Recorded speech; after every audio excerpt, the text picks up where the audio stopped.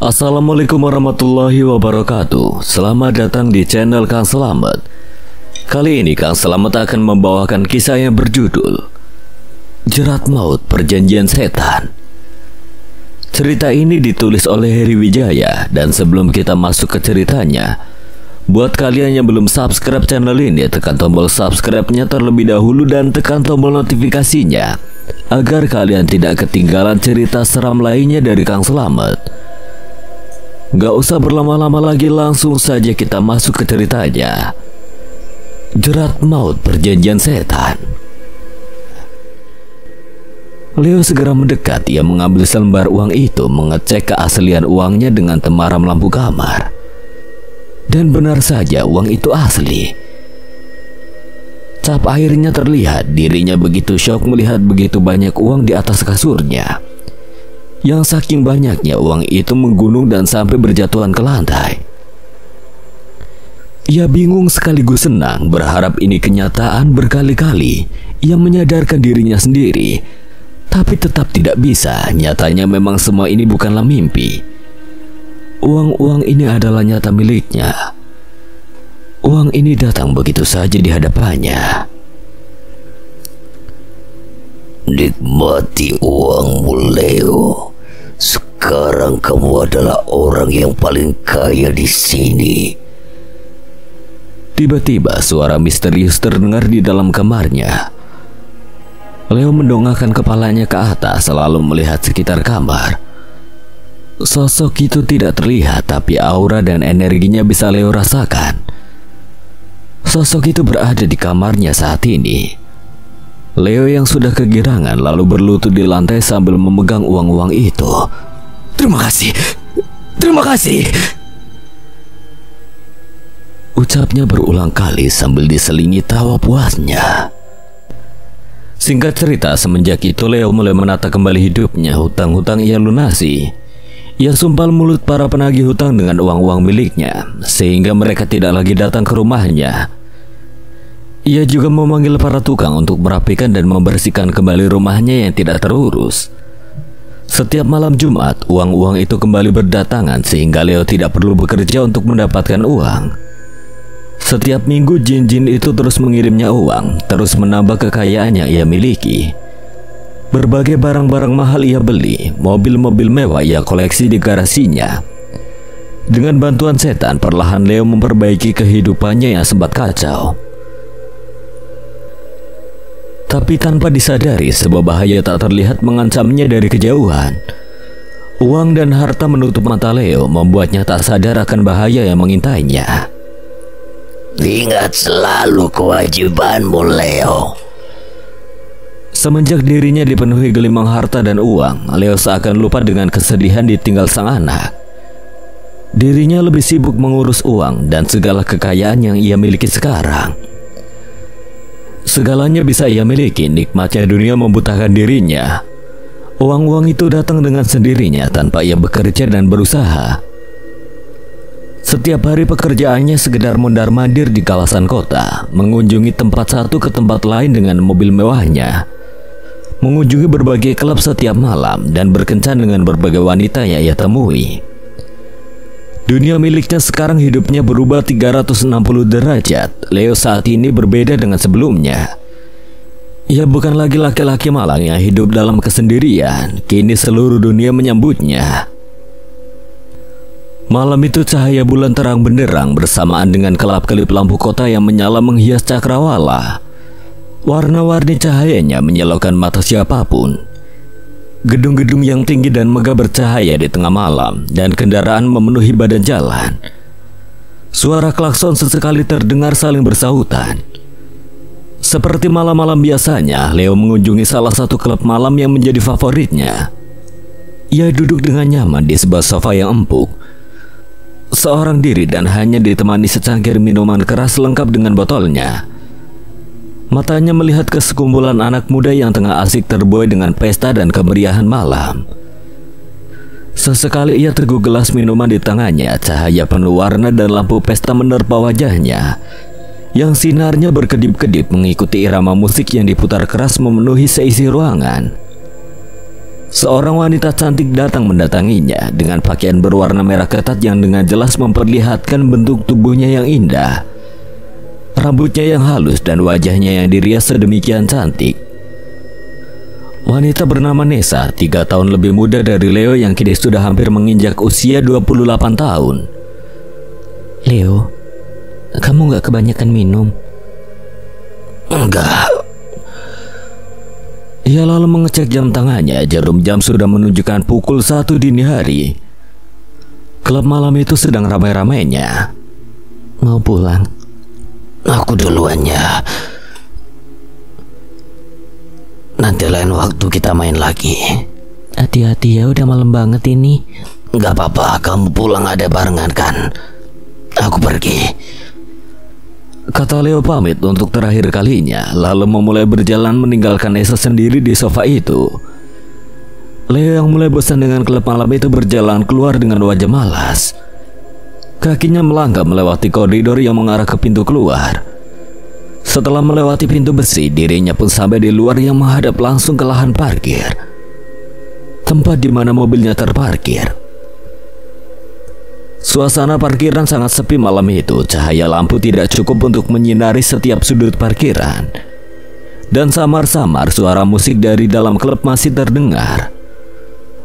Leo membuka kunci mobil otomatisnya sehingga menimbulkan suara khas. Ia memegang gagang pintu dan hendak masuk ke dalam mobil.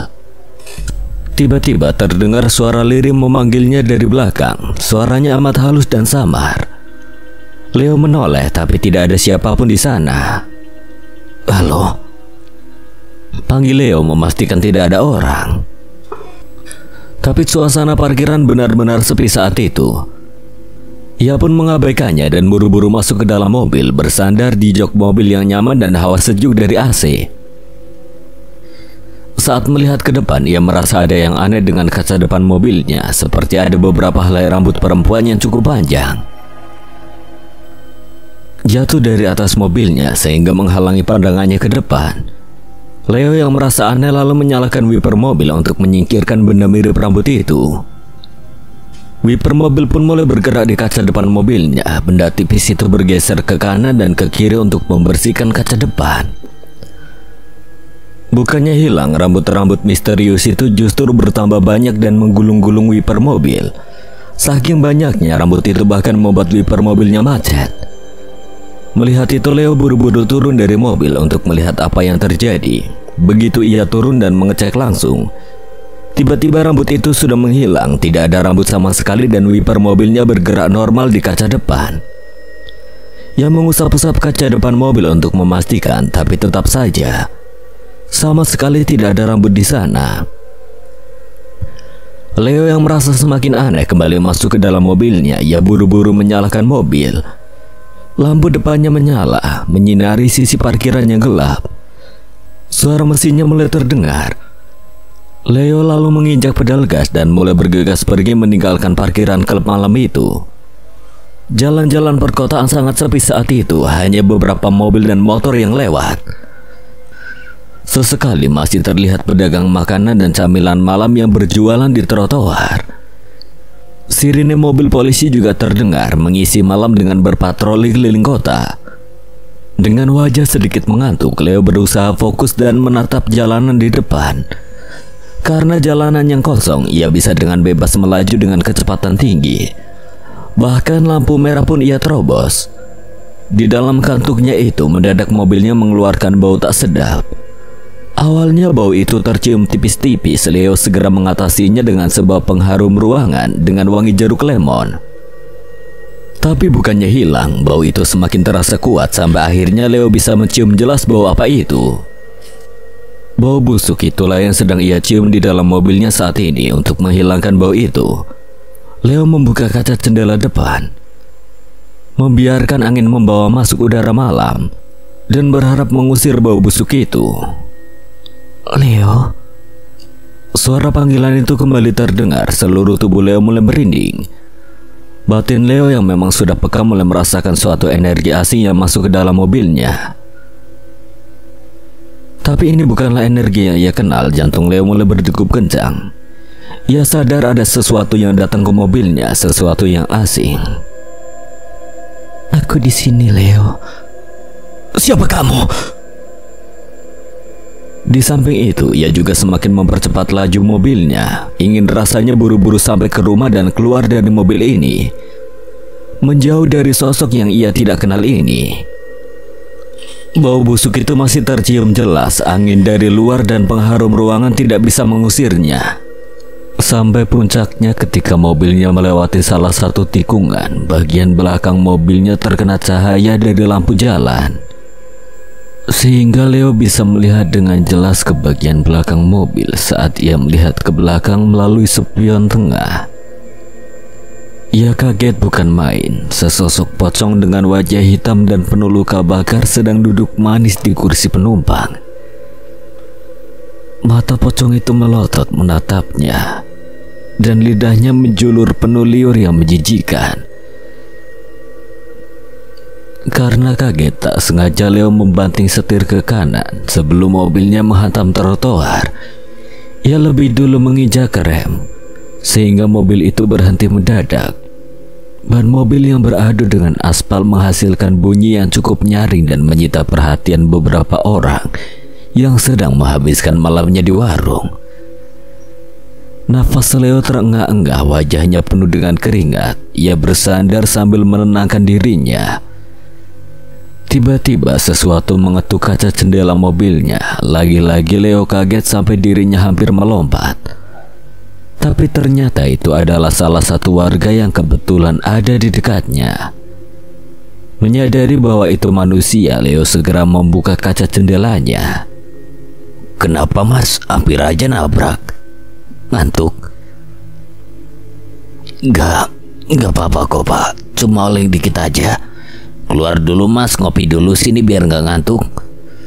Makasih pak, saya mau langsung pulang aja. Nggak mabuk kan? Leo menggelengkan kepala. Setelah itu ia kembali memacu kendaraannya. Sosok pocong mengerikan itu sudah menghilang, tapi samar-samar bau busuk itu masih tercium. Leo pun kembali melaju di tengah jalanan yang sepi malam itu, sambil merasakan bahwa sosok itu kemungkinan masih berada di mobilnya. Beruntung setelah itu Leo bisa pulang ke rumahnya dengan selamat tanpa ada gangguan lagi dari makhluk halus itu. Mungkinkah itu makhluk dari Gua Setonggo? Setelah sekian banyak malam ia habiskan di klub, perlahan Leo mulai bosan dengan kehidupan malamnya. Tidak ada hal yang menarik lagi. Ia menginginkan sesuatu yang baru. Ia sudah tidak pernah lagi datang ke klub itu. Leo menghabiskan uang dengan cara lain. Berlibur ke tempat favorit, makan makanan enak, dan membeli barang-barang untuk menyenangkan dirinya sendiri.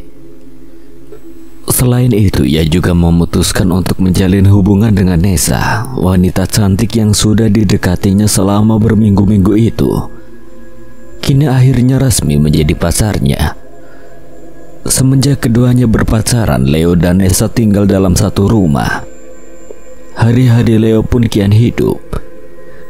Ia tidak perlu lagi pergi keluar untuk mencari teman. Kini dirinya bukan lagi pria kaya yang kesepian. Sekarang setiap bangun tidur ia selalu melihat Nessa di sampingnya. Seperti di pagi hari ini, sekitar pukul 7 pagi. Leo telah rapi memakai jaket dan celana panjangnya. Rambutnya disisir ke belakang, sementara di ranjangnya Nessa masih terlelap dengan selimut yang hangat dan tebal. Leo mengambil dompet, tas, dan kunci mobilnya. Semuanya ia simpan di dalam saku celana dan jaket. Setelah memastikan semuanya sudah siap, Leo berjalan mendekati Nessa yang masih tidur. "Hai Nessa." Mendengar itu Nessa sedikit membuka matanya. Setengah sadar ia melihat sang pacar yang sudah rapi. "Apa?" "Aku mau ketemu Nanda di luar. Kamu aku tinggal ya. Nanti siang aku pulang." "Ya udah sana, tapi pulangnya beli makan ya." "Iya." Leo lalu berjalan meninggalkan Nessa. Ia tutup pintu kamar, sementara di ranjang Nessa menarik selimutnya dan lanjut tidur sampai siang hari.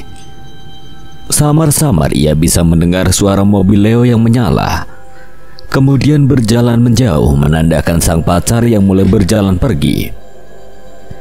Singkat cerita, hari sudah hampir siang, cuaca semakin terik di luar sana. Hawa pun semakin panas, sinar matahari masuk melalui ventilasi dan jendela yang sedikit terbuka menyinari kamar Leo. Kemilaunya terpantul di cermin yang terpasang di lemari kayu yang berkualitas tinggi yang dibelinya dengan harga mahal. Sementara di ranjang, Nessa masih terlelap. Spray kasur dan selimut dibuat berantakan olehnya yang sering berubah-ubah posisi tidur. Ia abaikan cuaca yang kian panas dan hari yang semakin siang di luar sana. Nessa hanya ingin tertidur seharian ini setelah melewati malam panjang yang melelahkan. Silau cahaya mentari menerpa wajahnya sehingga Nessa segera merubah posisi tidurnya. Kini ia berbaring ke arah kanan menghadap ke pintu kamar. Tangannya memeluk seseorang yang berbaring di sampingnya. Ia mendekatkan badannya dan semakin memeluk seseorang yang berbaring di sampingnya. Udah siang Leo, mau bangun males banget ya? Ucap Nessa setengah sadar sambil tersenyum, matanya masih terpejam.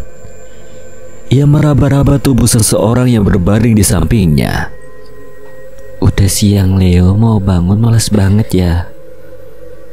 Ucap Nessa setengah sadar sambil tersenyum, matanya masih terpejam. Ia meraba-raba tubuh seseorang yang berbaring di sampingnya. Setelah beberapa menit memeluk orang itu, Nessa baru menyadari sesuatu yang cukup aneh. Leo sudah pergi sejak pagi tadi, belum ada tanda-tanda kepulangannya. Nessa sendirian di rumah, lantas siapa yang tidur di sampingnya? Siapa sosok yang dipeluk Nessa? Leo, ih dipanggil kok nggak jawab? Nessa lalu membuka matanya dan melihat sosok yang sedang ia peluk. Nessa menjerit sekuat mungkin, kemudian dirinya melompat ke lantai. Kakinya sampai membentur keramik dengan keras hingga sakit. Nessa terus menjerit sambil bersembunyi di samping lemari. Ia kaget bukan main ketika menyadari bahwa bukan Leo yang sedang asik ia peluk, melainkan sosok pocong dengan kain kafan kotor penuh tanah merah. Wajah gosongnya yang terbakar, matanya melotot dan lidahnya menjulur. Terdapat lubang-lubang kecil yang mengeluarkan lendir. Bau di wajah pocong tersebut. Sosok pocong itu memanggilnya sambil menggeliat di atas kasur. Nessa terus menjerit-jerit sambil menangis ketakutan. Ayo peluk aku lagi Nessa. Pocong itu terus menggodanya, bukan pergi. Makhluk itu justru tertawa puas melihat Nessa ketakutan. Sementara wanita cantik itu hanya bisa menangis, menjerit sambil meringkuk ketakutan di samping lemari. Ranjang tempatnya tidur berguncang-guncang dengan sendirinya. Pocong itu sedang menggeliat tak karuan di atas ranjangnya. Selama beberapa saat Nessa harus bertahan di situasi mengerikan itu, berharap Leo segera pulang menyelamatkannya.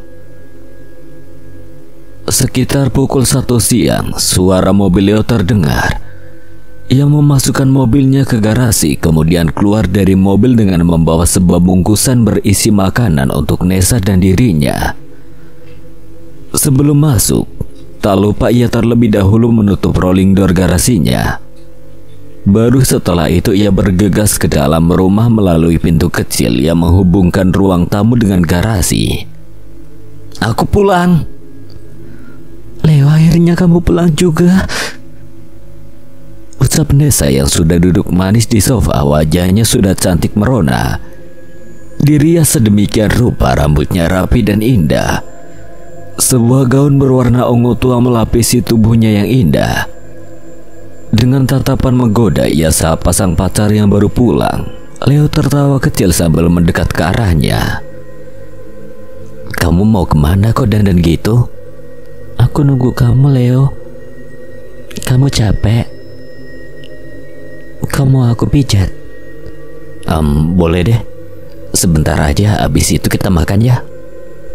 Kamu lapar kan? Laki-laki itu lalu berjalan ke salah satu sofa panjang di ruang tamunya. Ia merebahkan badannya dengan posisi tengkurap. Wajahnya ia arahkan ke samping beristirahat setelah beberapa jam duduk mengemudikan mobil. Ia biarkan Nessa memijat punggungnya sementara Leo memejamkan matanya. Selama beberapa menit, Leo bisa menikmati pijatan-pijatan Nessa yang lembut, merasakan kulit tangannya yang halus, yang sering ia genggam setiap saat. Dari punggung naik sampai ke kaki, semuanya tak luput dari tangan Nessa.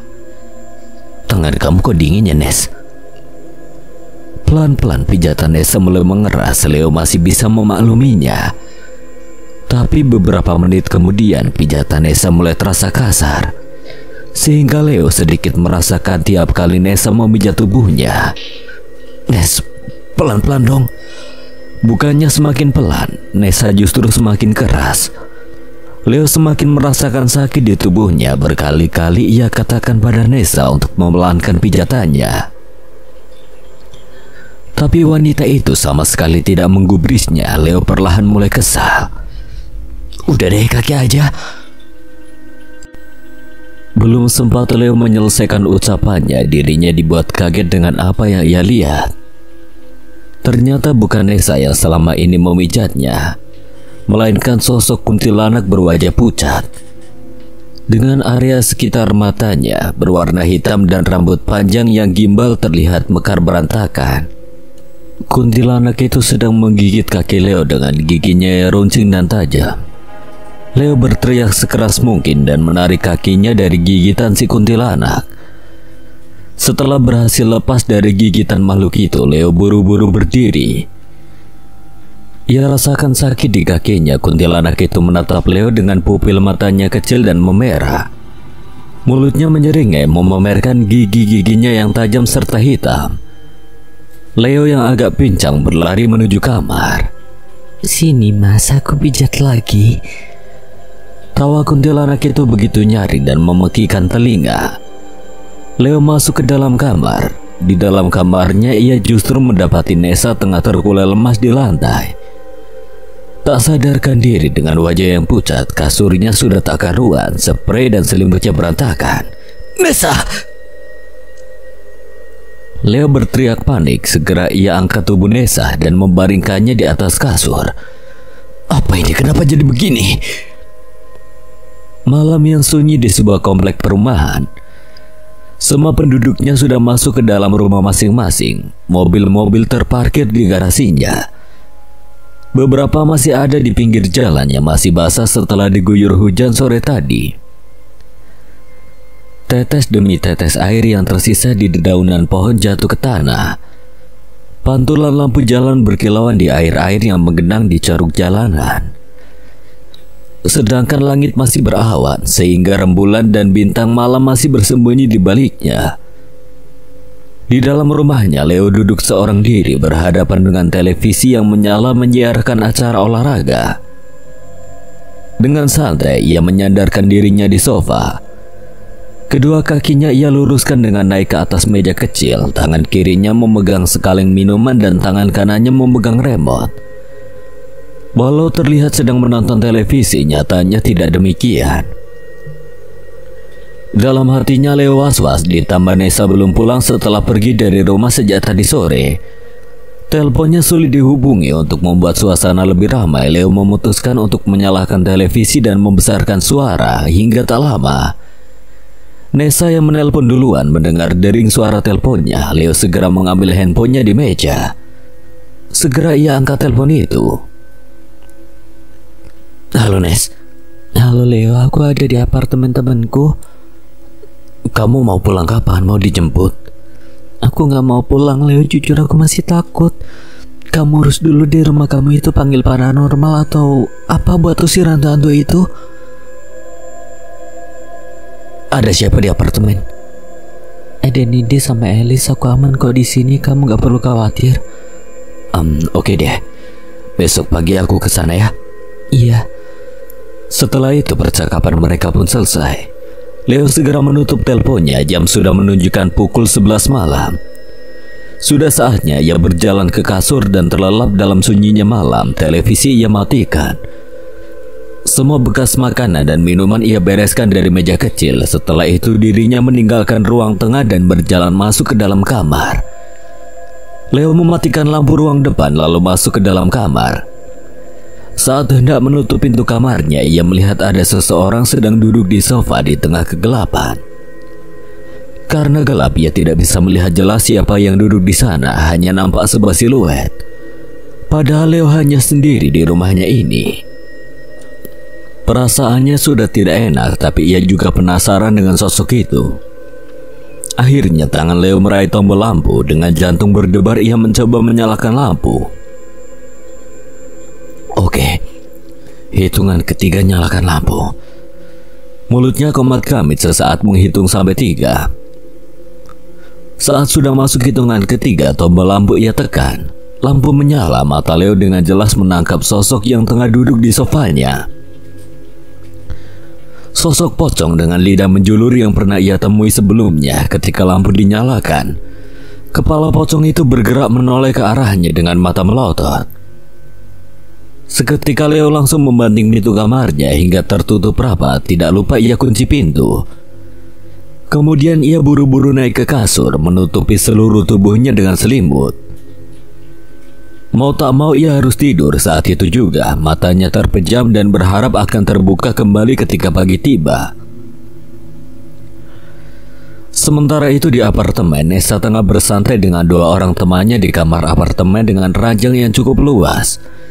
Sambil memakan cemilan yang tersedia di sana, mereka bertiga saling membicarakan banyak hal sebelum tidur. Masing-masing wajah mereka memakai masker tidur berwarna putih dan tipis. Di tengah suasana menyenangkan itu, handphone Nessa berbunyi mendengar suara dering yang cukup keras. Nessa turun dari kasur, meninggalkan ketiga temannya dan bergerak ke meja kecil yang ada di samping lemari kamarnya. Saat ia menyalakan layar, tampak Leo yang menelponnya. Siapa, Nes? Leo, Nindi. Ya ampun, cowok lo ribet banget dah. Telepon mulu. Gak tahu nih. Nessa langsung mengangkat telepon. Handphone itu ia tempelkan ke telinga, menunggu ada sapaan khas Leo dari seberang sana. Halo, Leo. Sapa Nessa lebih dulu, akan tetapi tidak ada jawaban. Samar-samar Nessa hanya mendengar suara nafas dari telepon itu. Leo, panggil Nessa sekali lagi. Neng, kok gak pulang? Peluk saya lagi dong. Tiba-tiba suara yang serak dan berat terdengar berbicara dari telepon dengan nada menggoda Nessa. Wanita itu hafal betul suara itu. Itu adalah suara sosok pocong yang pernah mengganggunya di kamar rumah Leo. Sadar kalau bukan manusia yang menelponnya, Nessa langsung melempar handphonenya ke meja. Ia berteriak sekuat mungkin dan langsung lompat ke kasur, membuat teman-temannya kaget. Lu kenapa sih? Tanya Nindi. Alice pun sama bingungnya melihat tingkah Nessa yang ketakutan dan masuk meringkuk ke dalam selimut. Setelah Nessa menjelaskan apa yang terjadi, barulah mereka paham. Mereka pun akhirnya ikut ketakutan dan memutuskan untuk segera tidur. Lampu mereka biarkan menyala. Mereka memaksa mata untuk terpejam. Di dalam suasana mencekam itu, mereka terlelap menunggu pagi datang mengganti hari. Keesokan harinya, Leo yang baru selesai mandi berjalan keluar kamar. Ia duduk di pelataran rumah dengan membawa handphonenya. Ia tengah menunggu seseorang mengangkat teleponnya. Saat itu ia tengah mencoba menelpon Ki Danang untuk bertanya soal gangguan-gangguan makhluk gaib yang ia dan Nessa alami selama ini. Sambil memperhatikan sekitar dan menghirup udara pagi, Leo dengan sabar menunggu sampai akhirnya Ki Danang mengangkat telepon. Buru-buru ia menempelkan handphone ke telinganya. Halo Ki Danang. Apa kabar Ki? Kabar baik Leo. Maaf lama angkatnya, soalnya tadi cari sinyal dulu. Ya nggak apa-apa Ki. Kenapa kamu telepon saya? Karena ada masalah kan? Kamu diganggu kan? Saya sudah firasat. Ki Danang ternyata sudah tahu apa yang terjadi. Mendengar itu, Leo seakan mendapatkan harapan baru. Ya Ki, betul tuh, akhir-akhir ini saya banyak kena gangguan makhluk gaib. Ki Danang tahu kenapa saya digangguin. Bisa bantu saya? Ya sudah kewajiban saya buat ngasih tahu apa yang terjadi, tapi saya gak bisa bantu. Harus kamu sendiri yang bergerak. Kamu ingatkan perjanjian yang kamu buat dengan makhluk gaib di Gua Setonggo. Kamu bilang kalau kamu siap melakukan apapun. Semua gangguan yang kamu alami adalah peringatan dari para penunggu Gua Setonggo. Mereka meminta tumbal, Leo. Tumbal? Iya, tumbal manusia. Kamu masih simpan golok yang diberikan oleh penunggu Gua Setonggo, kan? Kamu harus membunuh orang menggunakan golok itu. Golok itu akan menghisap darah, dan dengan begitu kamu sudah menyerahkan tumbal, dan gangguan itu tidak akan datang lagi. Jadi itulah kenapa saya harus membawa golok itu ya. Ternyata golok itu ada fungsinya. Iya, Leo.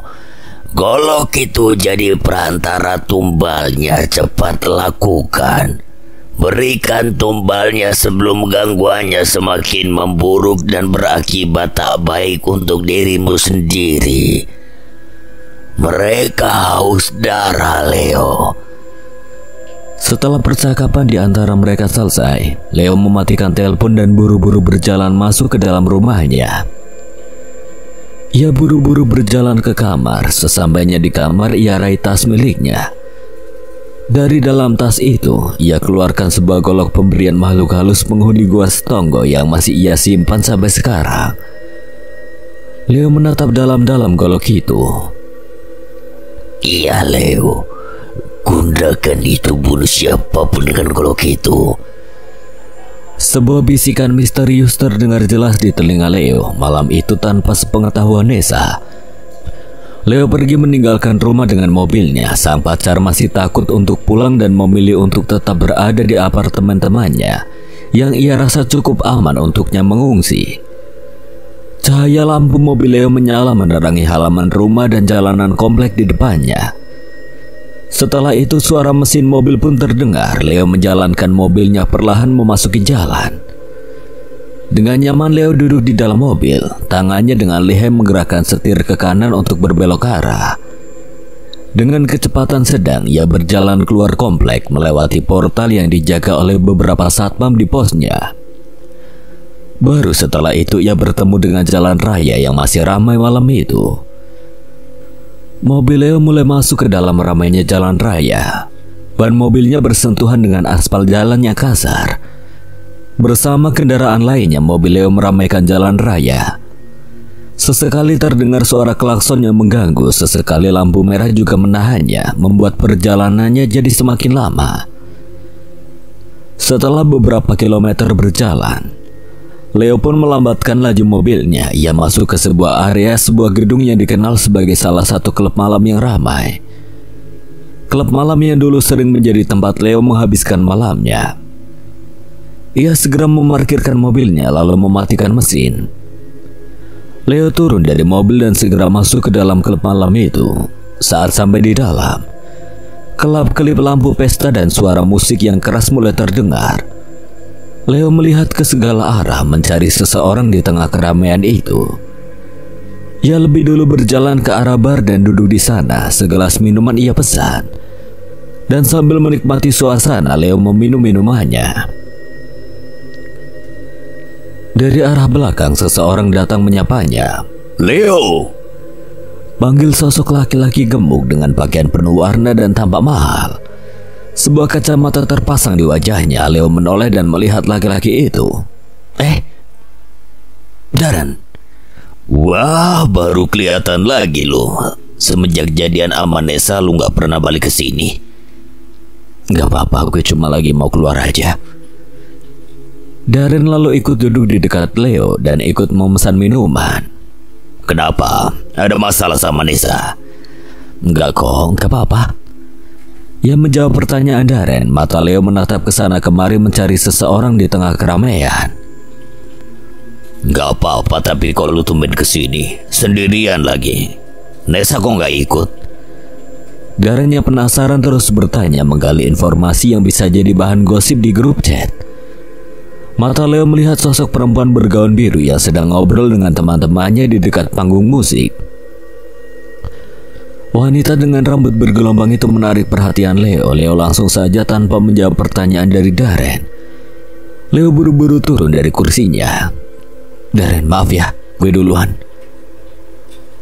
Mencurigakan banget sih itu orang. Leo berjalan menerobos kerumunan orang yang berkumpul. Ia berjalan cepat ke arah panggung musik sebelum wanita yang ia lihat menghilang. Sesampainya di dekat panggung, Leo menghampiri wanita bergaun biru itu. Mata mereka saling bertatapan dan saling melontarkan senyum. Wanita itu tampak cantik dengan riasan wajah sederhana, memamerkan kulit kecoklatannya yang indah dan eksotis. Nadine? Panggil Leo dengan nada tinggi karena suara musik yang terlalu keras. Hai Leo. Dengan sedikit canggung, Leo mendekat dan bergabung dengan Nadine dan teman-temannya.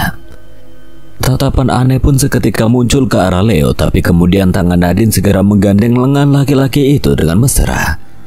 Sorry girls, gue ada perlu dulu sama cowok tajir ini. Ayo Leo, ajak Nadine yang langsung berjalan sambil menariknya ke tempat lain. Nadine membawa Leo menjauh beberapa meter dari teman-temannya. Mereka berdua mencari sofa yang kosong untuk ngobrol. Hingga bertemulah mereka dengan sebuah sofa yang ada di ujung. Mereka berdua duduk di sana dan masing-masing memesan minuman. Jadi gimana Leo? Tanya Nadine sambil duduk bersandar dan menatap wajah Leo dari jarak yang cukup dekat. Jadi mau main semalaman sama gue? Jadi dong. Ya walaupun lu pacarnya Nesa, gue gak peduli. Toh orangnya gak tahu juga. Apalagi uangnya banyak. Nanti 1 jam lagi deh ya, kita cabut abis itu check-in deh. Ucap Nadine menambahkan. Leo hanya mengangguk mengiyakan. Selama 1 jam di klub, Leo dan Nadine saling ngobrol, membahas banyak hal dan bersenda gurau. Mereka juga bertemu beberapa teman yang dikenalnya. Bergelas-gelas minuman pun mereka habiskan. Sampai akhirnya sudah sekitar jam 1 dini hari, Leo dan Nadine berjalan keluar dari klub. Leo mengarahkan wanita itu untuk masuk ke dalam mobilnya yang masih terparkir. Dengan mata yang sayu, Nadine membuka pintu mobil dan langsung masuk. Dirinya yang sudah hampir mabuk bersandar di jok depan yang empuk. Sementara di sampingnya, Leo duduk menyalakan mesin. Mobil pun mulai berjalan. Leo membawa Nadine di mobilnya. Walau minum cukup banyak, wanita itu masih cukup sadar untuk melihat sekitarnya. Bahkan masih mengoceh mengajak Leo ngobrol selama perjalanan.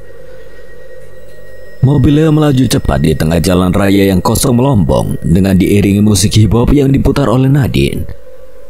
Bukannya pergi ke hotel seperti yang mereka rencanakan, Leo justru membawa Nadine cukup jauh hingga ke pinggir kota, di mana banyak pabrik berdiri dan bangunan-bangunan yang terbengkalai. Awalnya Nadine tidak sadar, tapi akhirnya ia mulai membuka mata lebar-lebar dan melihat sekitar. Lu bawa gue kemana? Tanya Nadine sambil melihat sekitar yang sepi dan gelap. Kiri dan kanannya dipenuhi dengan ilalang dan semak-semak. Penerangan jalan pun minim, sama sekali tidak ada orang di tempat ini. Kita bakal main semalaman, Nadine. Ia lalu membelokkan mobilnya ke arah jalan setapak yang dikelilingi dengan rerumputan tinggi dan semak-semak, sehingga mobilnya tersembunyi dan tidak bisa dilihat oleh orang yang kebetulan lewat di jalan. Turun dulu yuk. Aduh, lu ngapain sih kesini, banyak nyamuk. Nadine dengan wajah malas membuka pintu mobil kemudian keluar. Nadine berdiri di samping mobil sementara Leo yang ikut keluar lalu berjalan ke belakang mobil. Ia buka bagasi mobil dan mengambil sebuah golok keramat pemberian makhluk penunggu gua Stonggo. Lalu menatap golok itu dan mulai meyakinkan diri. Tunggu apa lagi, lakukan Leo, tepati janjimu. Sebuah bisikan terdengar di telinganya membuat Leo semakin yakin dengan apa yang ia lakukan. Ia pegang kuat-kuat goloknya. Setelah itu ia tutup kembali bagasinya. Kemudian Leo berjalan cepat ke arah Nadine yang berdiri membelakanginya. Melihat adanya kesempatan, tanpa ragu Leo langsung menikam Nadine dari belakang, tepat mengenai bahu kanannya. Kulit eksotisnya langsung robek tertusuk tajam besi pipi dari golok keramat itu. Nadine sempat menjerit lalu terjatuh ke tanah dengan bahunya yang mengeluarkan darah segar. Dengan mata berkaca-kaca ia kesakitan dan menoleh ke arah Leo. Sementara Leo dengan tatapan dingin berjalan mendekat. Diri laki-laki itu seakan dirasuki oleh iblis. Golok yang semula bersih mengkilap kini berubah menjadi merah penuh darah. Sementara darah segar terus keluar dari luka menganga di bahu Nadine. Mencium bau darah sang iblis semakin haus. Ayo habisi dia, Leo. Leo, apa-apaan ini? Nadine panik sekaligus takut. Ia menahan rasa sakit di bahunya sambil perlahan bergerak mundur, menghindari Leo yang sudah dirasuki oleh iblis. Maaf Nadine, temanku butuh darah. Sini kamu. Leo langsung memegang kaki Nadine dan menariknya. Nadine menjerit sekeras yang ia bisa, berharap seseorang mendengar teriakannya dan memberi pertolongan. Tapi di tengah semak belukar yang sepi itu tidak ada siapapun selain mereka berdua. Buru-buru Leo menutup mulut Nadine sehingga suaranya tidak lagi terdengar. Wanita malang itu berusaha lepas, memberontak dari laki-laki gila yang ingin membunuhnya. Nafasnya terengah-engah, ia menangis dan membuat wajahnya basah oleh air mata. Badannya terus bergerak memaksa untuk lepas dari cengkeraman tangan kasar laki-laki itu. Tapi apa daya, tenaganya kalah kuat dibandingkan dengan Leo yang dibantu oleh iblis. Saat itu juga Leo mengarahkan goloknya ke leher Nadine dan tanpa ampun ia tancapkan ujung golok itu ke leher Nadine. Besi tajam itu menembus kulit lehernya yang indah, memutus tenggorokannya menjadi jalur pernafasannya, juga memutus pembuluh darah yang mengarah ke otak. Sontak darah segar muncrat ke segala arah seperti pipa air yang bocor. Mata Nadine melotot kesakitan. Belum selesai, Leo terus memotong leher Nadine seperti sedang menyembelih seekor kambing. Darah segar dan kental terus keluar dari lehernya yang menganga. Terdengar suara nafas Nadine yang mirip suara orang yang mendengkur. Tubuh wanita yang sudah lemas itu lalu ia biarkan tergeletak di atas tanah yang dingin. Badan wanita malang itu mulai kejang-kejang, sementara darah tidak henti-hentinya keluar dan menggenangi tanah sekitar. Malam itu Nadine pun menghembuskan nafas terakhirnya. Baju, celana sampai wajah Leo telah merah terkena cipratan darah. Leo yang puas membunuh Nadine lalu tertawa sambil menatap korbannya. Bagaimana temanku, apakah ini cukup? Ucap Leo kepada sesuatu yang ia sebut sebagai teman, yang tidak lain adalah makhluk halus penunggu gua Setonggo, yang sejak tadi terus berbisik di telinganya menyuruhnya membunuh. Setelah memastikan korbannya telah mati, Leo sudah mempersiapkan semuanya. Ia keluarkan sebuah sekop dari dalam bagasi. Di tengah malam yang sunyi senyap itu, ia menggali tanah di tengah rimbunnya semak-semak dan ilalang. Bau amis darah mulai tercium. Badan Leo kotor oleh darah dan keringat. Ia terus menggali dan menggali. Beberapa menit berlalu, usahanya berhasil. Sebuah lubang yang hanya sedalam 1 meter berhasil ia buat. Ia lemparkan sekopnya ke dalam bagasi, lalu ia berjalan ke arah mayat Nadine. Ia seret tubuh tak bernyawa itu ke lubang yang ia buat. Ia lempar begitu saja tubuh Nadine ke dalam lubang, lalu tersenyum menatapnya. Bagaimana malamnya indah kan? Leo tertawa kecil seperti seorang psikopat. Ia mulai menurunkan tanah yang ia gali tadi. Pelan-pelan jasad Nadine terkubur oleh tanah dan tidak terlihat lagi. Meski begitu, bekas darah masih tampak jelas di tanah bekas Nadine terkulai tadi. Tapi Leo tidak peduli. Setelah selesai mengubur Nadine dan menutupi bekas kuburannya dengan rumput, Leo buru-buru naik ke mobilnya untuk segera meninggalkan lokasi. Cahaya lampu mobilnya kembali menyala, lalu ia mulai berjalan mundur. Sesampainya di jalan, tanpa pikir panjang, Leo langsung menjalankan mobilnya kembali menuju arah pulang. Hatinya merasa lega setelah selesai memberikan tumbal yang diinginkan oleh sang iblis. Hampir 1 jam perjalanan, akhirnya Leo sampai di rumahnya. Malam yang cukup melelahkan baginya, ia masukkan mobilnya dan parkir rapi di garasi rumah. Dengan badan bau amis darah dan kotor tanah, ia berjalan masuk. Awalnya ia ingin segera mandi dan membersihkan diri, akan tetapi ia merasakan ada sesuatu yang aneh di kamarnya. Karena itu ia belok sebentar ke arah kamar, tangannya membuka pintu dan melihat ke dalam. Betapa senangnya Leo dengan apa yang ada di kamarnya. Bertumpuk-tumpuk uang pecahan 100.000 rupiah tergeletak di atas kasurnya, di lantai dan juga mejanya. Lebih banyak dari hari-hari sebelumnya. Leo tertawa singkat. Dirinya lalu berjalan mendekati uang-uang itu. Leo segera melompat dan mendaratkan tubuhnya di atas tumpukan uang seperti orang gila. Tubuhnya menari-nari dan menggeliat di atas tumpukan uang. Lembar demi lembar uang ia lempar ke atas sambil berteriak-teriak. Inilah hidup. Hidup perlu uang. Berikan aku lebih banyak. Lebih banyak dan buat aku kaya. Sebuah suara tawa terdengar menggema di dalam kamar Leo. Alih-alih takut, Leo justru ikut tertawa bersama dengan suara tawa misterius itu. Leo memejamkan matanya. Ia biarkan tubuhnya yang telah lelah itu terlelap dalam tumpukan uang yang harum memikat, yang wanginya lebih enak dari wangi parfum Perancis sekalipun. Keesokan paginya, suara bel rumah Leo berbunyi dengan memakai jaket hitam dan tas kecilnya. Nessa pulang setelah beberapa hari menginap di apartemen temannya. Leo yang sudah rapi pun berjalan ke pintu depan. Uang-uang yang ia dapatkan semalam sudah tersimpan rapi di dalam karung dan tersembunyi di salah satu ruangan yang tidak diketahui oleh Nessa. Bajunya pun sudah ganti, tubuhnya telah bersih dari darah dan tanah, sehingga ia sudah siap berjumpa dengan sang pacar.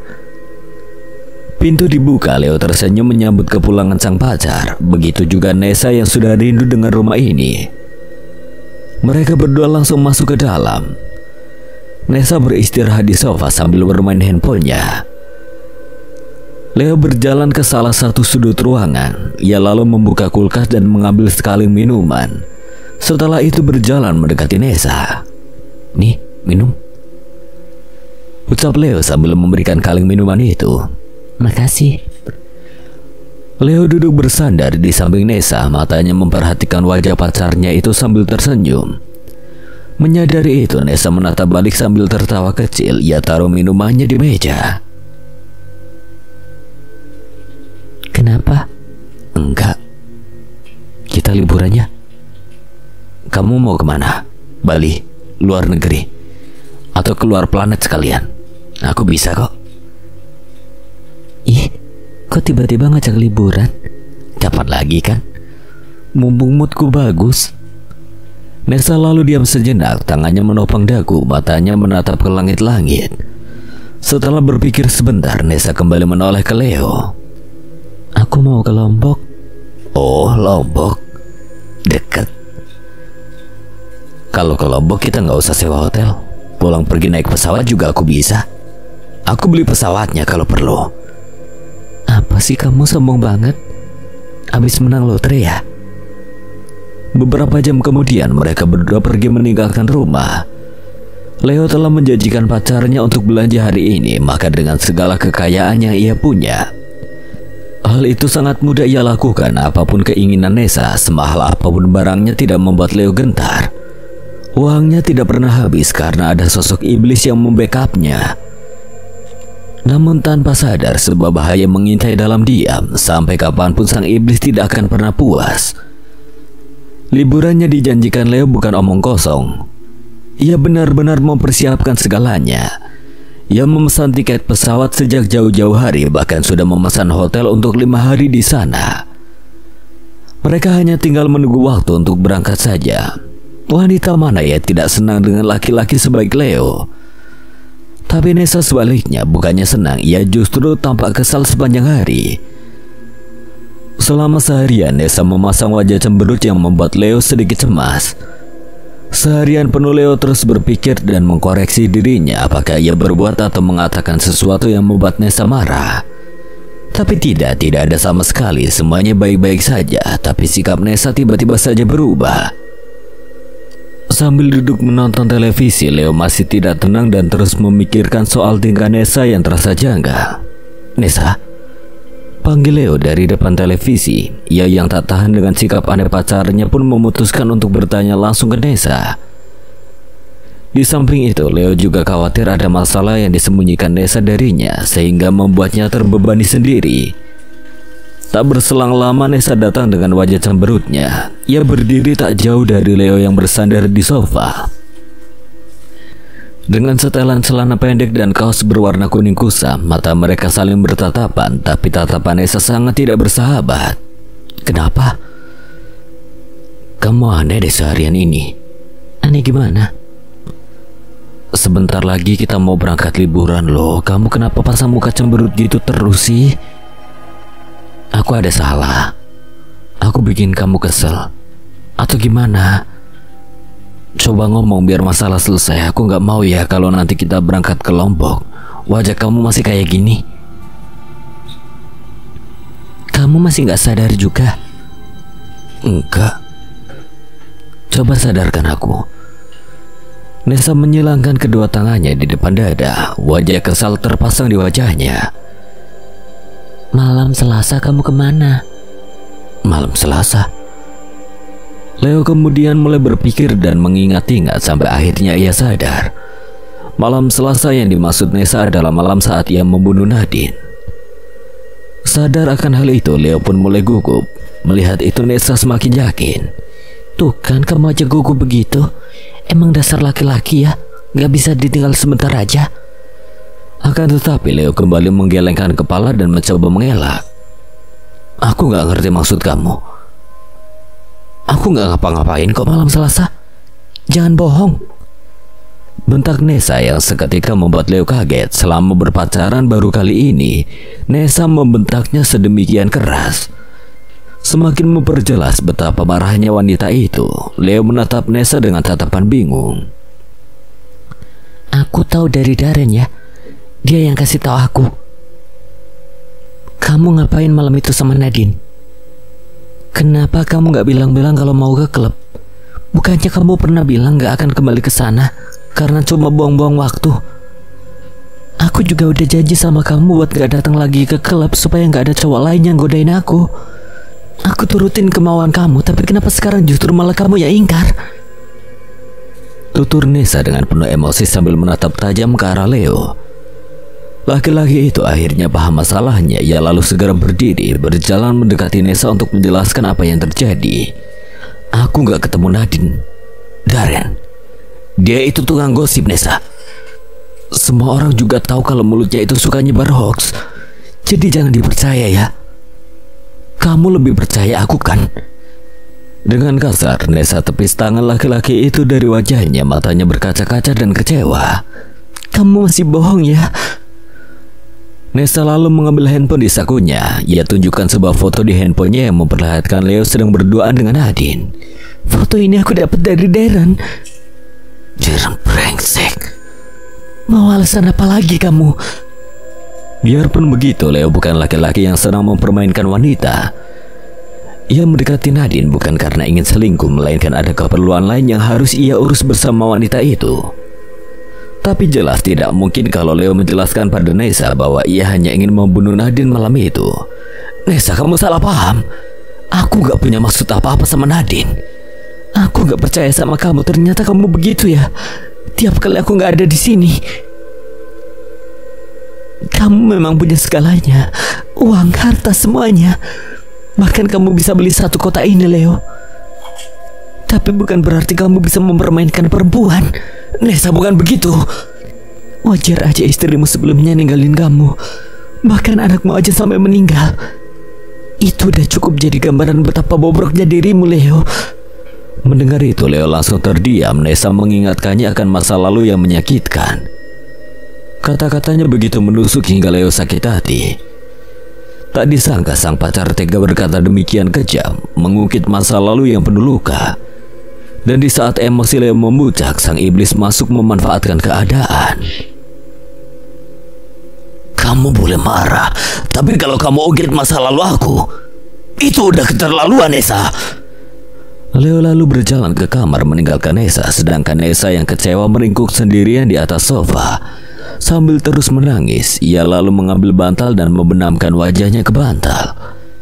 Terus melanjutkan tangisannya sementara di kamar. Leo pun tidak kalah sedihnya, kata-kata Nessa begitu sensitif baginya. Hingga ia merasa begitu rapuh mendengar ucapan sang pacar. Ia duduk di atas kasur sambil memegangi kepalanya. Ingatan menyakitkan itu kembali hadir di kepalanya, tapi ia berusaha untuk tetap mengendalikan emosinya. Keterlaluan sekali dia, Leo. Wanita kurang ajar. Tiba-tiba terdengar suara bisikan di telinga Leo. Di saat-saat seperti ini, sang iblis datang memanfaatkan keadaan, menghasutnya dan memancing emosi Leo. Bunuh saja dia, tidak apa-apa. Ucapannya sangat kejam. Dia layak mati. Sadar akan bisikan iblis, Leo lalu menunduk dan terus memegangi kepalanya. Ia menggelengkan kepalanya dengan keras, menolak setiap suara yang masuk ke telinganya. Tidak, diam. Bunuh dia, Leo. Persembahkan darahnya untukku, maka aku akan memberimu lebih banyak lagi. Tidak. Ia lalu berdiri dan meraih tasnya yang ada di samping lemari. Tangannya masuk ke dalam tas dan mengambil golok keramat miliknya. Matanya kembali menatap golok itu. Nafasnya mulai tak karuan dan jantungnya berdebar-debar, seakan ada sebuah dorongan misterius dalam dirinya. Ia genggam golok itu dengan kuat. Wajahnya perlahan berubah marah. Bak seekor banteng yang siap menyeruduk. Leo lalu berjalan keluar kamar. Matanya melotot ke arah Nessa. Kakinya melangkah cepat. Nessa yang masih membenamkan wajahnya di bantal tidak sadar dengan kedatangan Leo. Tiba-tiba saja rambut perempuan itu dijambak dan ditarik oleh Leo. Ia mencoba melawan dan melepaskan diri. Kamu mau ngapain, Leo? Diam kamu. Jangan, Leo. Bajingan kau, Nessa. Ia kemudian tanpa pikir panjang lagi, Leo menebas batang leher pacarnya sendiri dengan menggunakan golok keramatnya. Nessa berteriak kesakitan dan mencoba memberontak, tapi Leo terus menikamnya berkali-kali, hingga luka di leher Nessa semakin menganga dan semakin dalam. Darah segar muncrat kemana-mana, membasahi sofa dan lantai. Mata Nessa melotot, perlahan tubuhnya lemas kehabisan darah. Nafasnya pun mulai melemah, mulutnya mengeluarkan suara seperti sapi yang disembelih.